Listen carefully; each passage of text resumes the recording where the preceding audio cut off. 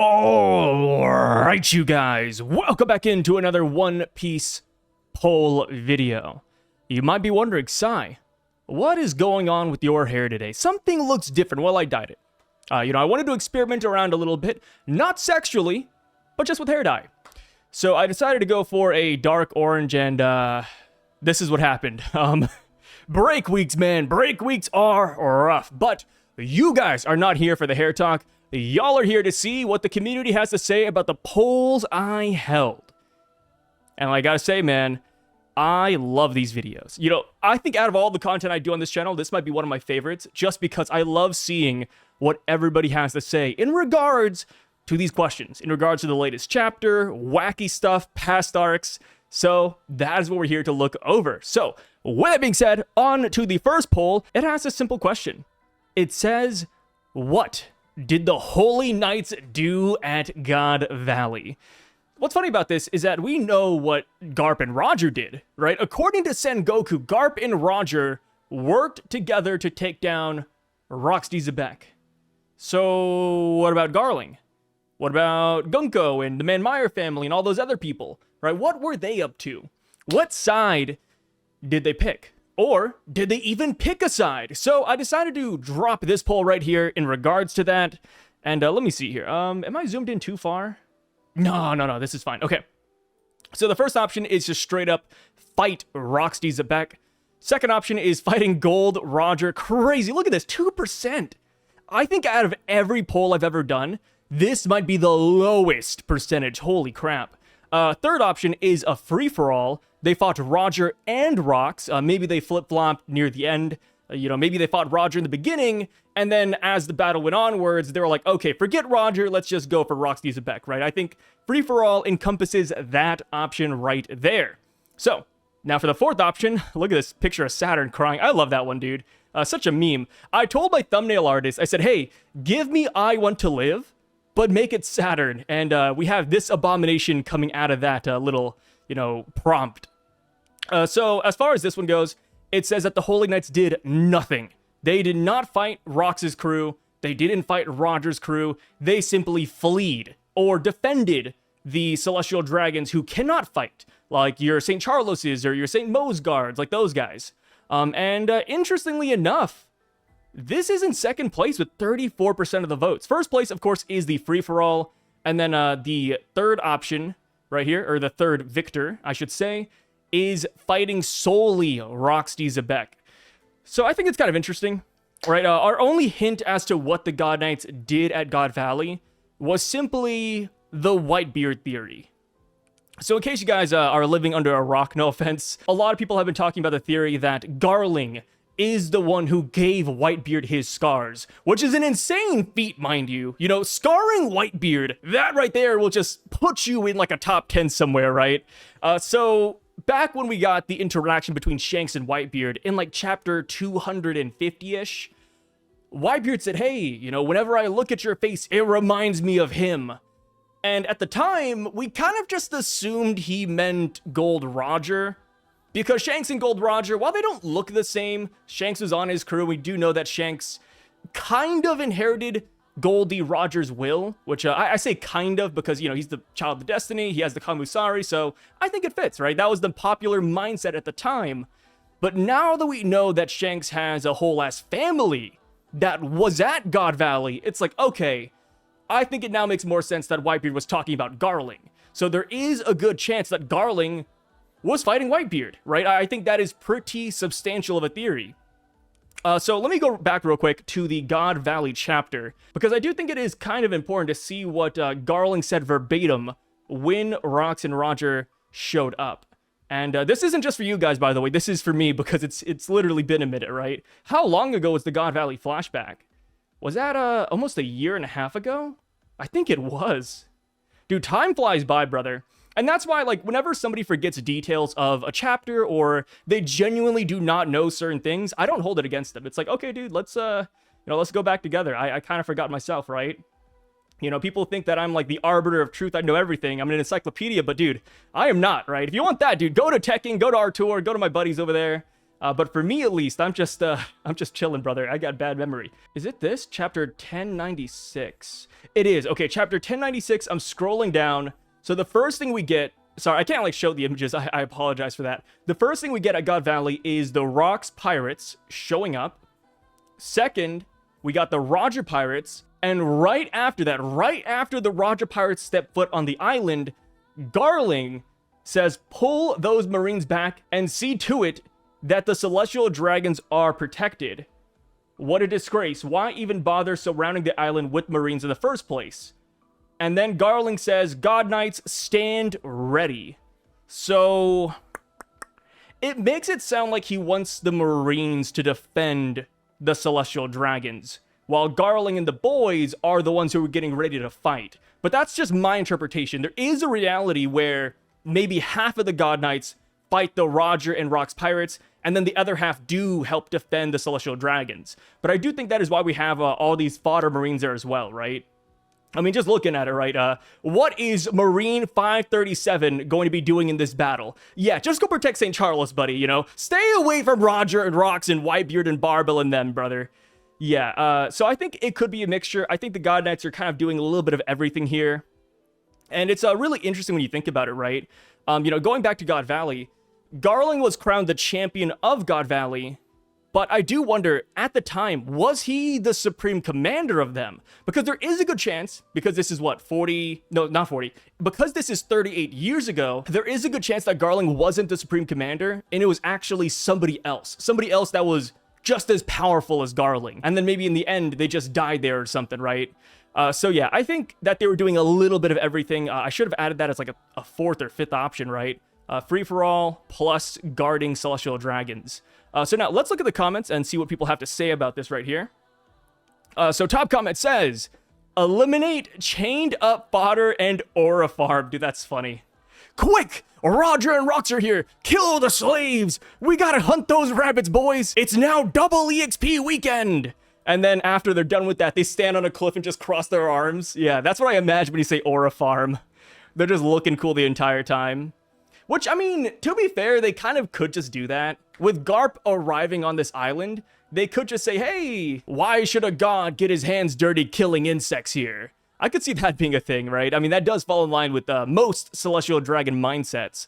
But I do think that the Holy Knights, like Garling, Gunko, and some of these other boys like Sommers and Killingham, they have a very different attitude than, you know, your St. Charles's. So, you know, I don't want to put them in the same boat too much. You know, they have the same mindset, but I'd say the Holy Knights are made of sterner things.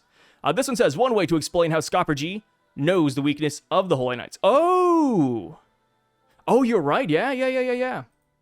Yeah, Scopper does know how to hurt the Holy Knights. He did tell Luffy to hone in his Conqueror's Haki. So, yeah, I bet Scopper did clash with one of these boys, which is kind of fun, right? Like, when we get the full Holy Knight roster revealed, I wonder who Scopper fought in the past. It sounds like he clashed with St. Sommers, right? Because Scopper is like, hey, long time no see. And then Sommers is like, whoa, Scopper, come on. So they definitely did something back there. Yeah, no, you're so right. I forgot about that. So yeah, Scopper G versus Sommers. And it sounds like Sommers got cooked. You know, Sommers, he was like freaking out a little bit. So yeah. I think some of those God Knights got absolutely destroyed there. So now on to the third comment. They say the Holy Knights were likely just on the sidelines protecting the Celestial Dragons. Their whole job is to serve those nobles. So it's a safe bet that was their priority. They weren't the ones in the main fight against Roxy's Beck. That was Garp and Roger's time to shine. I could see that. You know, like I said, Garling did tell the Holy Knights, or at least, you know, the Marines, to protect these Celestial Dragons that are escaping. So yeah, I think this is their main priority. But, you know, knowing Rox's crew, I wouldn't be surprised if they were attacking the Celestial Dragons who are fleeing, and that right there could cause conflict between the Holy Knights and the Rox Zebek Pirates, which I don't know, I tossed his full name in there. As far as the Roger Pirates, though, they don't really strike me as guys who would go after Celestial Dragons. As far as why Rox's crew would, it's because you could just hold one of those guys hostage and then demand a large ransom of money. Like, that is an infinite EXP money glitch right there. Kidnap St. Charles and say, hey, 1 billion berries, buddy. And then they'd kind of have to do it. And they do have the money as well.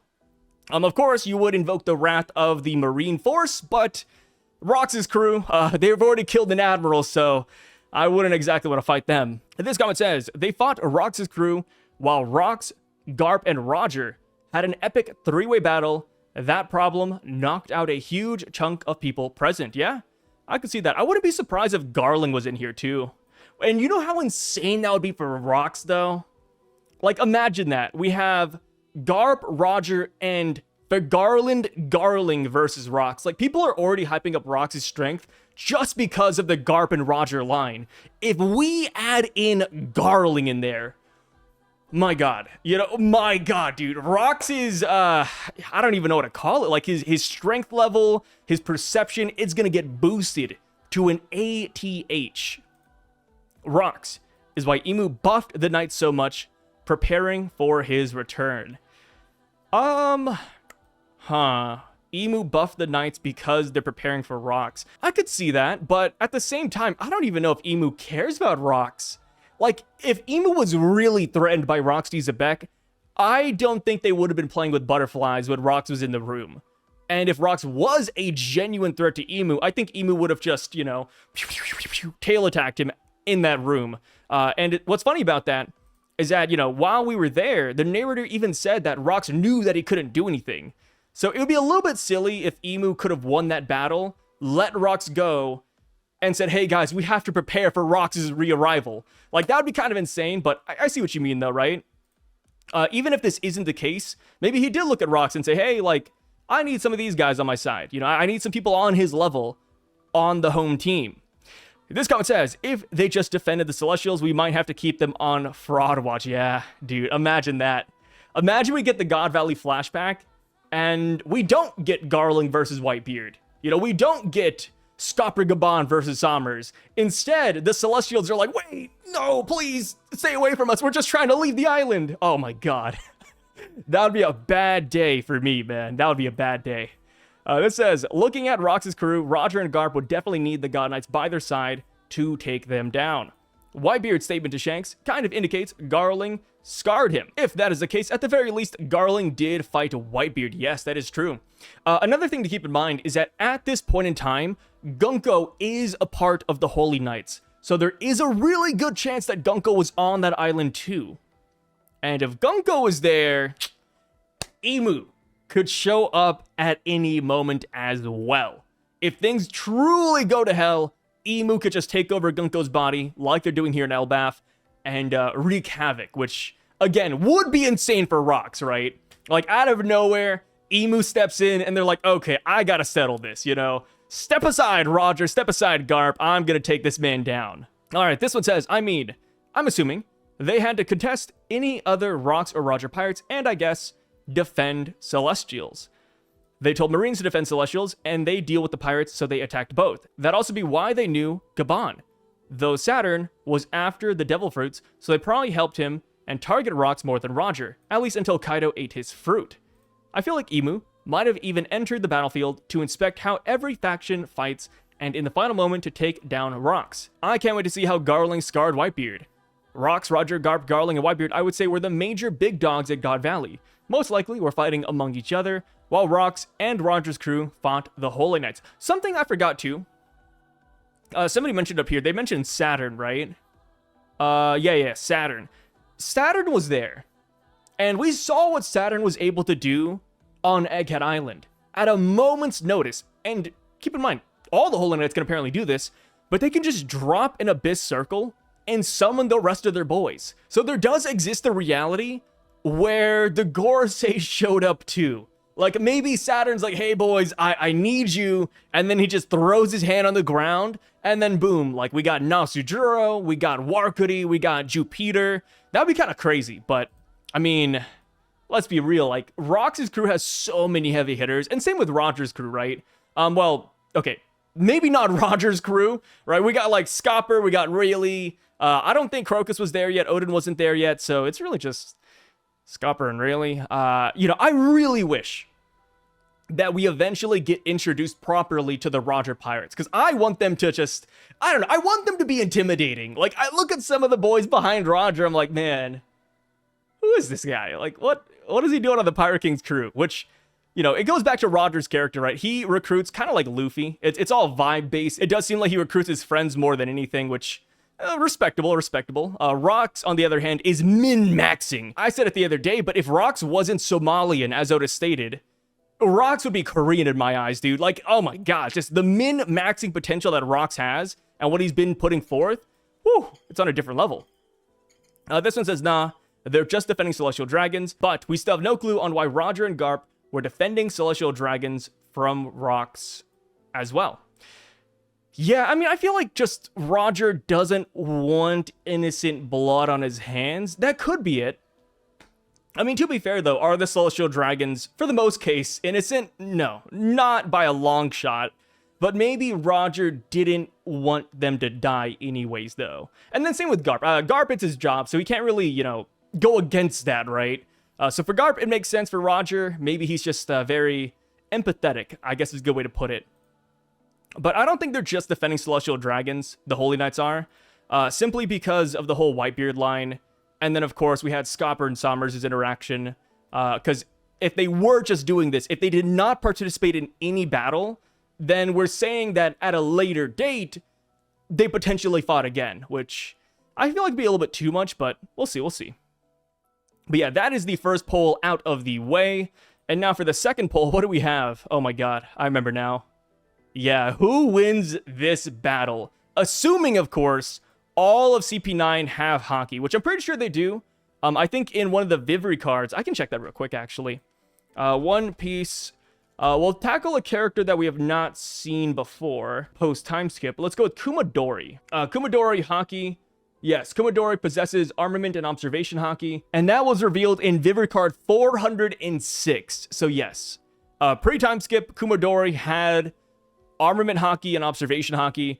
And if you're wondering who Kumadori is, he's the pink-haired guy that fought Chopper. So if he has it, we can assume that the rest of CP9 all have it as well, right? I feel like I don't have to look them up individually. But yes, this is, by the way, pre-time skip Cypher Poll 9 we're talking about. We're not talking about Awakened Rob Lucci, Awakened Kaku, potentially Awakened Jobber. No. We're talking about CP9 as of... What year did this come out? Like 2005 or 7 or something? Yeah, we're talking about CP9 of the past. So, I'm gonna say it right here. CP9 would absolutely foderize the priests. I love Shura. You know, Shura, Ohm, Satori, as well as Yama and Gadatsu. They're cool. I really enjoy their characters, but let me tell you, they would not stand a chance against CP9. CP9, Soru. They're cooked. I mean, Shay would just obliterate most of them. Shigan would obliterate most of them. And yeah, it would be no diff. The one thing that the priests do have is really good observation Haki. Like, it's damn near future sight, right? Satori was able to detect that Luffy had the Gamu Gamu no Mi and that he could stretch before Luffy even threw a punch. Before they had any intel on Luffy, they could already whip it out because of their potential future sight. But they're not great with their observation Haki. So one thing with the priests and even Enel is that when they get flustered, which this is true for characters nowadays as well, but when they get flustered, their observation Haki doesn't work. They have to have a calm mind to be able to use their mantra ability. So that is how Luffy beat Satori, right? Luffy was bringing over the ball dragon, and Satori was like, wait, no, don't do that. And then because he was freaking out, his Haki was not working. So yeah, the minute CP9 uses one or two abilities, most of their mantras just fodderized. The only person who could probably hold their ground is Enel. So at the end of the day, this poll is really Enel versus all of CP9, which is a crazy thing to think about, right? Enel versus like what? Like, what is that? Like 8 people? Is it 8 people? Let me see. So we have Lucci, Kaku, Kumadori, Bluno, Fukuro. I'd put Nero in there, but we don't have to put Nero. We'll throw Nero away. He doesn't really matter. And then Khalifa and Jabra. Yeah, that's 8 people. Yeah, they got 8 people on CP9. Well, okay, Spandam. Put Spandam in there too for 9. 9 people in CP9. I like that. So, thinking about this rationally, which I don't really have a bias here. I love Rob Lucci, one of my favorite characters, but so is Enel. So no matter who wins, this kind of pains me. But what Cypherpole has is a high skill level. Cypherpole is a very skillful organization. They have the 6 arts. They have basic armament and observation hockey, which, the priests, they have observation. They don't have armament, to our knowledge. So I just feel like CP9 would win. Because it would turn into a 9v1, I think that they would win. And plus all their abilities as well, right? Bluno being able to go into a pocket dimension, the door dimension, I think is absurd. Khalifa with the soap, I think would throw Enel for a loop for a second as well. I just feel like their abilities are so wacky, they could get an edge up over Enel in a gang up situation. The problem is Enel. That Devil Fruit is powerful. And Enel isn't a slouch. I don't want to sell Enel short. He's no slouch when it comes to battle prowess. He actually held up really well against Luffy after he found out that Luffy could actually hit him. Like, Enel didn't just crumple, right? We've heard about Logias who rely too much on their Devil Fruit. Enel is not that guy. Enel was pretty proficient with a spear or trident. And then, of course, when he saw that Luffy couldn't get electrocuted, he said, oh, well, if you're not going to get electrocuted, I'll just burn you instead. So he heated up his golden spear so that whenever Luffy gets stabbed or whenever he touches it, it burns his hands. Like, Enel is smart. He is a really good fighter at the end of the day. But I just feel like a 9v1 is too much, especially with the speed feats that CP9 have. Like, yeah, Enel is lightning, right? But when he attacks people, he kind of has to manifest or he has to be around. And, I'd like to imagine CP9 would just use each other as cannon fodder. Like, oh, Enel's attacking Kumadori? Guys, let's go get him, right? And then considering the fact that all of them have hockey, minus Spandam, of course, I just feel like Enel might lose that battle. I just feel like the odds would just overwhelm him. But the one thing Enel has, though, that I think is phenomenal and is way above anything CP9 has is attack damage output. Enel dropping 200 million volts?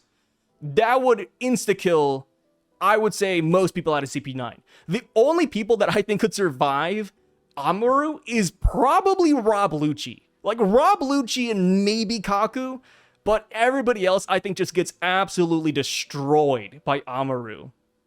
But like I said, I just think CP9 having hockey, having good speed, and overall across the board decent attack power and wacky abilities, I feel like they would have an edge in a 9v1, but that's just me.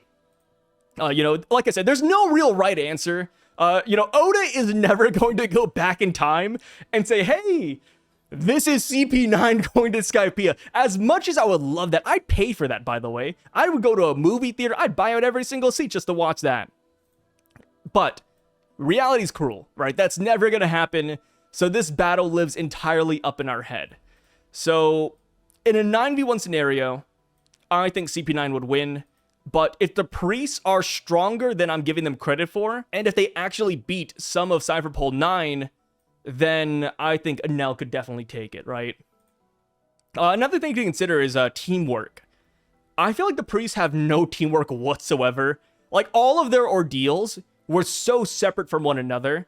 And then whenever it came to the sky grounds where they could all hop in and attack people, they were constantly competing with each other. Right? As far as Cypherpole 9 goes, they're kind of like a close-knit family, minus Kaku and Jabra, which they have like the Sanji-Zoro rivalry going on. Like, everybody else, they're like this. So I do think that CP9 also has that in the bag, but like I said, there's no right answer, but I think I am leaning towards CP9.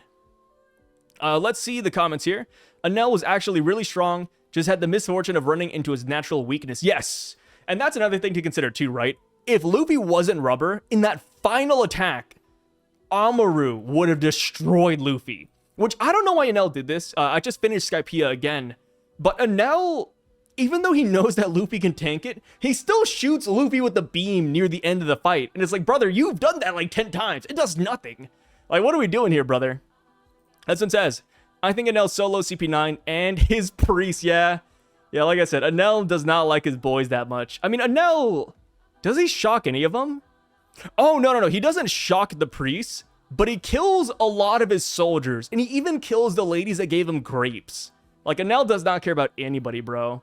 The priests definitely get washed, but Enel basically just turns into lightning, and they have no answer for it. They would have to kill him in his sleep.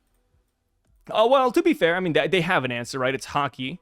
CP9, pre-time skip, do apparently have hockey according to Vivery cards. Enel's crew sucks and would lose to CP9, but he alone is more than enough to make up for it. Do we realize that Enel has the most one-taps in the entire story? We never seen any other character one-tap everybody in his entire arc. Yeah, dude, even Zoro, right? Going to a competent character that actually fought Enel, Zoro fought him. Zoro took 2 blows, and he was done. Enel is nothing to be trifled with. Maybe I need to change my answer. Do I change my answer? Do I go to Enel, actually? I don't know, man. Like I said, it would be a hard Enel carry.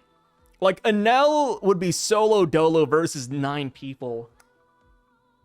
Oh, it's tough. That's so tough. Also, is it 9? Am I crazy? I'm saying 9, but I'm looking at the image. It's like not 9, is it? Let me see. Okay, I'm counting it one more time. I feel like a goober. So we have Khalifa, Kumadori, Jabra, Kaku, Rob Lucci, Fukuro, Bluno, Spandim. Oh, I guess I did count Nero. Yeah, I think I counted Nero in there. Okay, yeah. Which, I mean, Nero is such a throwaway. We don't have to count him, dude. Nero is... my god, I don't even know if people remember Nero. He's the Weasel guy that Frankie beat with Centaur mode. Like, he got one tapped. I mean, that was just something. Rob Lucci is that dude. Even with hockey, I'm backing Enel all day. CP9 might land a hit, but Enel's lightning speed and insane power means they're toast in seconds. With Mantra, he's basically reading their minds. Lucci's strong, but he's facing a lightning god with backup, and CP9 wouldn't even see it coming. Yeah. Like I said, it's definitely a toss-up in this matchup. Like, Lucci should have abilities to beat Enel, right? If Lucci's able to land blows, he can kill Enel, 100%. Lucci is an opponent that Luffy needed to unlock gear 2nd and 3rd for. And that's a major buff. That is an insane buff compared to Skypiea Luffy. The only issue with CP9 versus Enel is whether or not they can tank Enel's blows and beat him fast enough. That's all it comes down to. In terms of strength, Lucci and the gang, they have abilities that are strong enough to put Enel in the dirt. It's just all about whether or not Enel would one-tap them first. Enel is a glass cannon. His attacks are devastating, but if he gets hit by Lucci, he is cooked. It's a matter of who hits first. Wow, look at that. That's essentially what I just said, huh? The only threat for CP0 would be Enel, but even so, CP0 should be clever enough to deal with Enel and his lightning. Yeah, I mean CP9, but yeah, CP9, like I said, they're smart. They're smart. The minute they see Enel like one-tap Fukuro or, you know, Bluno, I like to imagine they'd come up with some strategy. Maybe. Enel is too strong. Honestly, Luffy beating him with that slow-mo attack, while he, to this day, is one of the strongest observation hockey users in the entire verse, was one of the biggest BSs in One Piece. I mean, it's not just that, but the thing with Enel is that he gave Luffy the golden ball attached to his hand, and Luffy used that to beat Enel in the very end. It's like, bro, Enel, if you didn't give Luffy that giant golden ball, one, Skypiea would have been toast, because Enel was going to destroy Skypiea, and the only reason Luffy was able to stop it is because of Enel's golden ball. And then Enel had these 2 giant tridents, which Luffy wasn't able to break, but he was able to break it later because of the giant ball. Enel is his own worst enemy. And of course, when it comes to Enel's observation hockey in the very end, I think it just goes back to, like, you know, the Satori and Ohm debuff, where he was flustered, right? He was too engaged in the battle, and I guess his mantra just wasn't working in that final blow. But yeah, fun fight, man. I love thinking about these hypotheticals. Like, these are 2 amazing villain factions. I definitely think that Oda, between Baroque Works to Skypiea to CP9, I think he cooked. You know, I'm not trying to glaze Oda too hard, but you gotta admit, these were great villain groups. So next up, which character - factions do you want the story to focus on next? Blackbeard, Shanks, Buggy, and of course, Monkey D. Dragon. And I gotta say, man, I am surprised. I thought that Shanks would be 2nd place by a large margin. I saw the Dragon win when I was writing this poll. I knew it. I knew Dragon was going to win, but I thought that Shanks would be a very close 2nd. And I thought Blackbeard would be last place. The reason I thought Blackbeard would be last is because we're in a Roxy Syvduck flashback right now, and I had a feeling that coming off of this flashback, people would be Blackbearded out. Like, they're like, oh, we already have the Rox flashback, let's chill on Blackbeard for a while, right? Let's not visit him until, you know, a year from now or something. But no, people are excited for Blackbeard. I'm assuming it is because of Rox. My reasoning for why he would be in last place turned out to be a big boost instead, which, you know, I like that. I like how wrong I was in that regard. So as far as Dragon goes, yes, you know, obviously, we have the fire up at Marie-Joie, and people are assuming that that is Dragon, right? It could be any of these people, to be honest, but I think Dragon has the most onus to be up there right now. And Dragon, out of all of these characters, is the one we spent the least amount of time with. Like, let me think. Could you go back and count every Dragon page on your two hands? I think so. I genuinely think so. Yeah, like, go back every page with Dragon on it.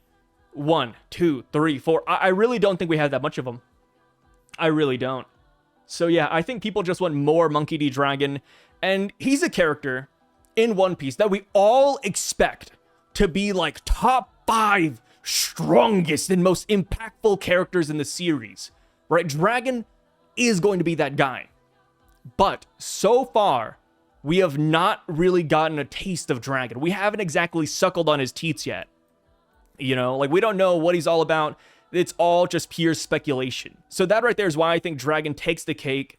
As far as the revs go, I don't think people care that much about the revs. Like, Sabo, yes, right? People care about Sabo, but the other characters like Inazuma, Ivankov, Morley, Lindbergh, Bello Betty, Karasu, and Ahiru, Gamba, Giron, and Ushianu, and Ahiru, like, I don't think people care too much about them. I think Dragon hard carries the Revolutionaries right now. So yeah, let's go into the comment section and see what people are saying. And also, my personal opinion, I kind of want Dragon too. I was tied between Dragon and Buggy. Those are my two picks. But for Dragon, it's funny because I have like a love-hate relationship with him. Like, I want to see him. I want to see what he's all about. I want to see how strong he is. I want to see how impactful he's going to be. But at the same time, I'm not a big Dragon fan. You know, I just never liked Dragon from day one. His design, his aura, even his powers, man. I'm not a big, like, wind guy in general. So, you know, everything about Dragon is, like, my antithesis. Even the whole revolutionary angle. I'm not a big fan of revolutionaries, man. You know, obviously, you guys know me. Like, I like celestial dragons. I just think they're fun, right? They're a lot of fun goobers to follow. And then now that we have the Holy Knights, it's like, yeah, now we have aura farmers in here, right? We got a bunch of badasses. And then it's like, Dragon on the opposite end. He's kind of everything I dislike in a way. But I do not let that mar my opinion on Dragon and how important he will be to the story. Like, just because I don't like Dragon doesn't mean that I don't think he's going to be that guy. He's definitely going to be that guy. But I feel like I'll never truly enjoy Dragon's character unless he has like a crazy reveal where he's like a schizophrenic, right? If Dragon is a schizophrenic and all of a sudden he starts looking west, you know, he starts doing everything. It's like, whoa, like this is pretty crazy, right? You know, until we get Dragon straight murdering people, I don't know. I'm just always going to be kind of iffy on him. I feel like his actions aren't even what I like to. Like, dude, there's nothing redeeming about Dragon in my mind. You know, I don't bash people who like Dragon. Like, I get it, right? Dragon is the MC's father. He's got the look, the fit. People enjoy it, man. And that's what opinions are all about. So anyways, that's a long rant. This one says, I'm like a chatty Cathy today, huh? This says, I want either Cross Guild going to Impel Down or Dragon doing something. Cross Guild going to Impel Down, I think, would be phenomenal. Not only would they get Doflamingo, but they'd get Weevil. They'd also get Bon Clay. And I just think that'd be amazing. Like, Buggy, Mihawk, and Crocodile going to Impel Down, causing a 2.0 breakout. Yeah, that'd be fire. And then, of course, Magellan, right? I think people love Magellan back when he was introduced. And they still have him, like, what, top 30s even? So I think people also want to see, like, an awakened, truly competent Magellan. Like, what would that be like, right? This says, even if we don't see Dragon, quote, move, it would be nice to see why Akainu seems to hate him personally in a flashback or something. Yes! This right here, I will admit, is one thing about Dragon I am genuinely super excited for. I think Dragon, so Akainu, you know, TLDR, one of my favorite characters. And I do think that Dragon would slap Akainu. I think if we get a flashback, Dragon would absolutely destroy this man. That has to be why Akainu is so upset. You know, it's probably going to be one of those things where he's like, hey, Dragon, you're so powerful, you know, you can do everything. Why did you leave the Force? We need you. Dude, it's going to be something like that. Just like a brother in arms that has all the potential in the world, but he abandoned it. I could see Dragon being that guy. And I would love to see this flashback. And I bet we'll even see like a really tame Akainu, right? Which would be kind of crazy to think about. Like Dragon's the one guy who could really hold Akainu down. Of course, that's headcanon right now, but I see it, brother. I see it. If the story shifts to Dragon, it's a total game changer. We finally see why he's the most wanted man, what the RA's really about, and maybe get answers on why he chose rebellion over being Luffy's dad. A perfect setup for the final war. Yes, I agree. You know, Dragon, like I said, he's going to be really important. And, you know, minus just the dad aspect, because everybody's talking about Luffy's mom, one thing, I will admit, one thing that could get me to really like Dragon is if he has a great romantic story. We don't know where Luffy's mom is at. People believe it's Tritoma. That is a fine theory. I've already talked about that in the last video, right? It's not bad. But I think if he is a lover boy, if he has some kind of tragic backstory, like, I don't know, a Celestial Dragon took the wife in like Ginny, if the Celestial Dragons killed his wife, oh my god. Yeah, maybe I'll start to like Dragon. You know, and that's one thing, I said this last video, I'll say it again. Opinions can change. While I very much hate Dragon today, let me tell you, if we get Dragon chapters, and if we get more personality from Dragon, you know, things that I enjoy, I could become like the #1 Dragon stan. I might get his tattoo at that point. I don't know, man. You know, like, it all depends, brother. The Dragon hype is insane, yes. I wouldn't even call it Dragon hype. You know, hype, yes. But I think people are just eager to see what he can do. Like, we kind of know what these guys should do, right? Buggy, cross-skilled, sure. Shanks, Child of Destiny, we already saw him one-tap kid, sure. Blackbeard, we got Roxy's Beck, the Twin Devil Fruits, he has the whole crew, sure. We've seen a good amount of these guys. Like, we have way more screen time with these boys than Dragon. So while, yes, it's Dragon hype, it's also Dragon skepticism, right? It's because this guy is still, like, in the dark that we really want him. So, this says, I desperately wish for Dragon's backstory are unique. The RAs? Yeah, they're unique. I definitely describe the RAs as unique. But, you know, they're not my favorite faction. I wish he had more people like, I don't know, Rox's crew. Like, I get it. Rox's crew wouldn't work as revolutionaries, but I really wish the Revs had people who had the same designs as Rox's crew, or same personalities. Because right now, they're just kind of freedom fighters, and I need to see the Red Air Pirates on Elbaf, to see Dragon attacking Marie's Raw, and have Crossguild break into Impel Down, and have them free former warlords so they can join them, and of course, Blackbeard making moves. You are greedy! You have to pick one, brother. Oh, Jovan, Nick, whatever your name is. Sorry, I don't know. Like, if there's a space there, you can only pick one, my man. But yeah, I like that. Yeah. Like I said, all of these options, they have onus, right? All these options have very good things to them. No matter who we get next, it's going to be good, right? It's going to be good no matter what. So this one says, let's go Cross Guild. Can't wait until Moria joins and has his turn on the spotlight. I can't wait, dude. Because guess what? With Moria comes my girl Perona. And I want that. At this point, I just want Dragon to do something on his own. We've seen Shanks, we get updates of Blackbeard, even Buggy. We have seen many times throughout the story. Dragon, after blowing wind in Logtown, just disappeared. Blowing wind is hilarious. Blowing wind. The other three have already done something and have had their bounties shown. That is true. Oh yeah, we don't even know Dragon's bounty. Dragon was known as the most dangerous man. So people say most wanted man, but I believe this is a mistranslation from Manga Panda, which went wild in the past. And it's one of those like ghosts of the past that just kind of linger. It's not most wanted, it's most dangerous. And that's assumably because he is a revolutionary, right? He's the one guy actively attacking Celestial Dragons and the WG. So yeah, he's actually just the most dangerous man. As far as bounty goes, I think he'd be above Mihawk. He'd be above Shanks, yeah. Like, I just feel like because of who he is, he should have a bounty in the 5 billions. Is that crazy? I don't think it should be crazy, right? I think easily above 3 billion, because that's like Luffy, Kid Law, like there's no way Luffy has a higher bounty than Dragon. And then of course, with Cross Guild, the admirals have bounties of 3 billion.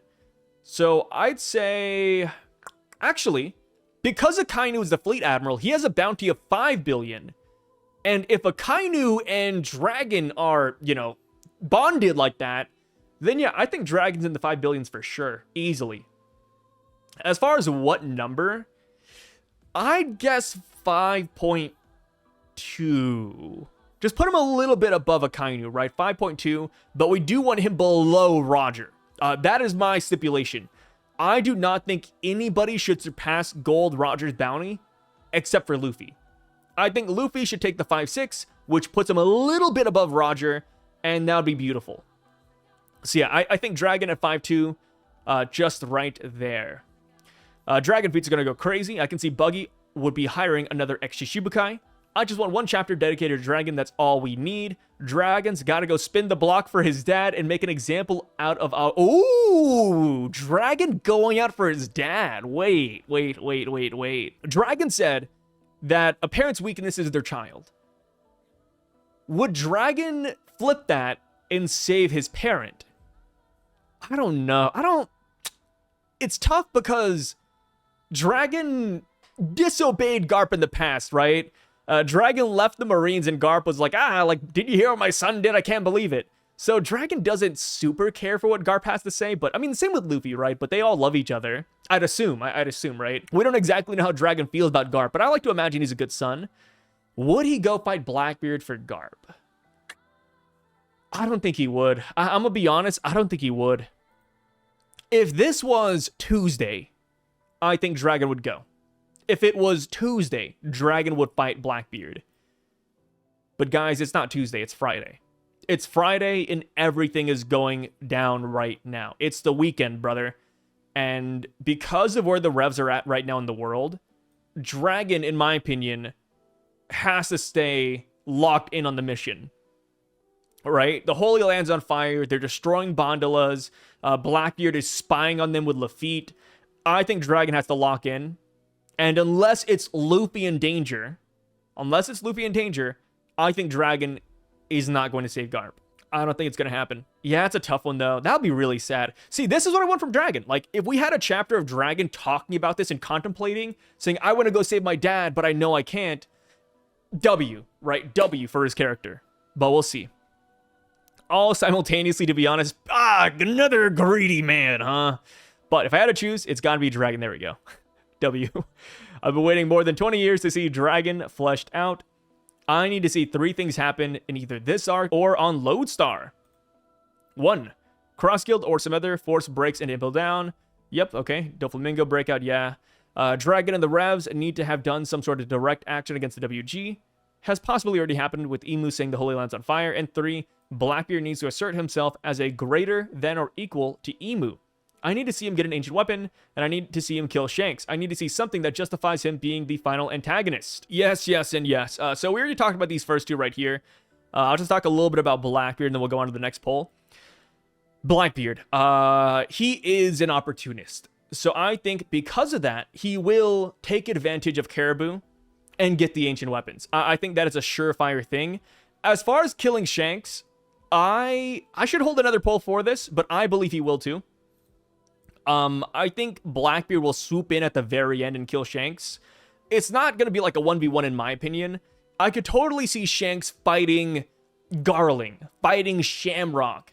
And then at the very end of the battle, right, when Shanks is walking away with the W, I could see Blackbeard pulling a Black Zetsu and just stabbing Shanks in the back. Is that a spoiler? No, nobody knows what I'm talking about. Oh, well, people know what I'm talking about, but just saying Black Zetsu shouldn't, like, tell you who he kills, but... you know what I mean. But yeah, I think Blackbeard will easily be justified as the final antagonist. Hell, I'd say even the Rock's connection kind of puts him up there already too. The Rock's connection does so much for Blackbeard. Okay, so now, the final poll, the one that really matters when you really think about it, right? Okay, wait, how many votes does this have? 9,000, 3,000, 3,000. But this one, people showed out for this. The Gooners have assembled. I said, who is your favorite pirate empress? Is this proof that recency bias isn't a thing? I think so. Maybe. If recency bias was a thing, people would be saying Gloriosa and Shaki, or even Tritoma. But look at that. 55% of people voted for the OG Boa Hancock. I'm proud of y'all, man. Hey, I'm proud of y'all, dude. That's crazy. I am a big Boa fan. I think my list, I'd be a little bit switched. So first place, I'd have Boa. Second place, Shaki. Third, I'd have Tritoma, but Tritoma's at 8%. And then last place, I'd have Gloriosa, and Gloriosa is actually third place here at 9%. But yeah, solid list. I love this so much. And I don't know, man. There's just something about Boa, right? Like her appearance, the height, the fighting style, which I'm assuming they all fight the same way, just with a lot of heavy kicks. But I don't know, man. I've just been a Boa fan for so long. I can't betray her. I can't betray her. As far as Shaki goes, I've seen a lot of comments about her. I don't know if we'll get them down here. Yeah, okay. I don't think we'll get any Shaki comments, but I've seen some people saying they don't like her because she smokes. And as a guy, myself, who used to smoke a lot of cigarettes, I don't care, brother. More for me. People are saying she tastes like smoke, she smells like smoke. I'm like, hey, W nicotine, which don't smoke nicotine, by the way. I kicked that habit a long time ago back in college. But yeah, I don't mind a girl that smokes, brother. As long as she stops eventually, right? As long as she stops eventually and doesn't develop lung cancer, W in my book. So going down to the comments, like I said, I love these polls, brother. I love seeing what people have to say. It's like a genuine enjoyment of my day. Buggy-chan. Sunny D? You damn near ruined my day. What do you mean, Buggy-chan? Huh? Damn, I'm mad I voted. Damn it. Buggy? Wait, how does... Am I Unk? Like, what? How does Buggy fit into this? Buggy's not even... Pirate Empress. He's not even an Empress. If Roger doesn't want Gloriosa, then by all means, I'm willing to step up to the plate and make my country proud. Yeah, dude. Repopulation, brother. Shaki, letting them see it is completely in line with how she acted with Brooke when he asked about her panties. Ooh, in my headcanon, Tritoma is alive, but just dipped for love. That's good headcanon, brother. That is good headcanon, but she is confirmed dead. So, it's like one of those things like Obito, right? She's alive in my dreams. She's alive in my dreams. But yeah, you're right. Shaki, she really did let Brooke, or almost let Brooke, see her panties. So yeah, it makes sense why she was posed up over Roger. Hancock is my favorite Empress, but Marguerite is my favorite Kuja. Yeah, Marguerite's good. I think she'll be the next Empress after... Oh, Marguerite. That's the blonde-haired one, right? The short blonde-haired one. Not bad. I gotta admit, dude, the Kuja warrior pirate outfits of just like the loincloth. I like to imagine a Gooner works over there, brother. Like, I can't wait till we get to the Void Century and some sort of Gooner, maybe one of my ancestors, is over there saying, hey, because you're all Amazonian, you can't wear a lot of clothing. People who say Boa over Shaki don't read between the lines. Shaki's a freak. Boa is once a year on your birthday. I don't know. Okay, maybe it's because I've seen a lot of Boa hentai. But Boa, man, she always gets down whenever Luffy wants. I mean, brother, Luffy says jump and she says on what? All Robins look pretty. Maybe I'll pick Robin with the earrings, which is Boa. Well, actually, wait. They all have earrings, right? Yeah, they all have earrings. I think they're just all slightly different. No. They all have the snake earrings. I think that's like the Kuja pirate thing, right? So yeah, I love that. Just picking all of them. Look, it's cool seeing the previous ones, but Boa is still the best in my opinion. Great character, man. Hope we get to see more from her, especially in a fighting capacity. Yes, dude, I was so sad. I will admit, severely disappointed and underwhelmed with Boa versus Kobe and Blackbeard. You know, I thought it was going to be an off-screen fight, which in the manga it was. In the manga it was an off-screen battle because we cut over and it's just, you know, Boa with the throat being choked out by Blackbeard. I thought that was fine, but the anime teased us. And the anime gave us a real answer. Tease a real answer that kind of like, you know, contradicts, but you know what I mean, right? Because in the anime, we saw what happened. Boa was fighting Kobe and the Seraphim, and then Blackbeard simply did this, and then the fight was over. And I'm like, bro, come on. Like, Boa, I get it, right? Boa would lose. But I just think that Boa would have put up more of a fight, right? At least land one hit on Blackbeard. At least maybe destroy a Seraphim, right? Like, I don't know. So, yeah, I think it was a very underwhelming performance, especially given the fact that we know that Boa's pretty strong. Like, when she was about like 1.6 billion, she did really good in the war. And in 3D2Y, she fought that lady and it was pretty decent too. Like, Boa's no joke, man. She's no slouch. So, seeing her done like that in the anime, a little bit disappointing. In the manga, I thought it was fine, like I said. Because in the manga, it was like left up to your imagination. But then the anime comes in and they're like, hey, this is what happened, y'all, which, you know, you could disregard as anime canon, but I'd like to imagine that Oda does watch the anime, and if they did anything absurd, he'd probably, like, say, hey, don't do that, or, you know, something of the sort, but maybe that's just copium. This says, Boa is still my baby girl. Shaki was cool, and I like the look of the other three, but Boa is still top one. Great character as well. Dude, look at that. Recency bias did not kick in here. Wow, that's crazy. Boa is my empress. She's so beautiful.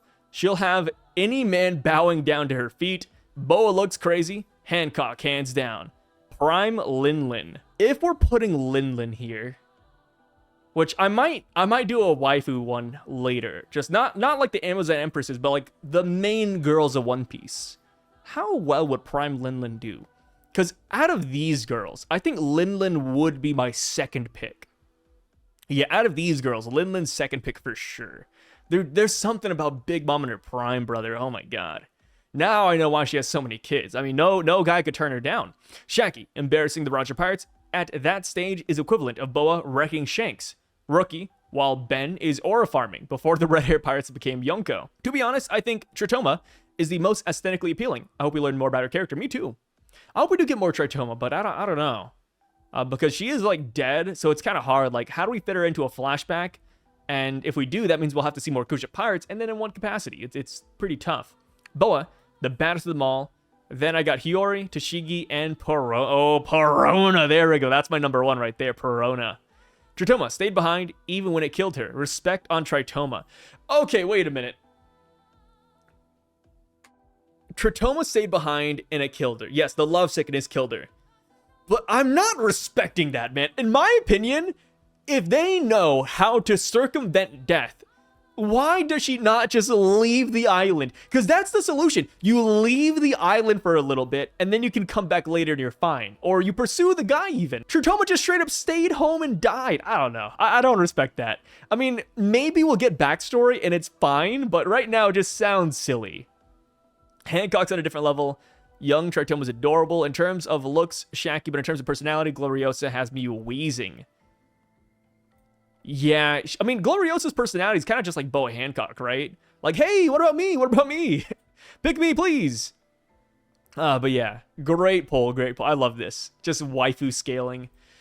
But yeah, that's it, guys, for today's video. Thank you so much for being here. I really freaking appreciate it as per usual. And I will catch you guys in the next poll video. I think we might do another one before the next chapter releases. We just have a lot of time on our hands, and that's what break weeks are all about. So if you guys have any like specific polls you want me to throw down, though, like I can come up with these ideas like every single minute, brother. But if you have a poll you want to see the answers to, the results to, drop it down below. Give me all your options, and I might throw it up. I do try to space these out. Like, you know, I still have a lot of polls we have not tackled. Like, what's the next one? Next one is Blackbeard. Yeah, Blackbeard right there. Oh yeah, Zoro versus other swordsmen. That's a silly one. Crocodile versus Team Enel. And yeah, a lot of like random stuff. But yeah, we'll probably do another one of these pretty soon. But again, thank you guys so much for watching. I really freaking appreciate it. And I'll catch you guys next time. Peace out.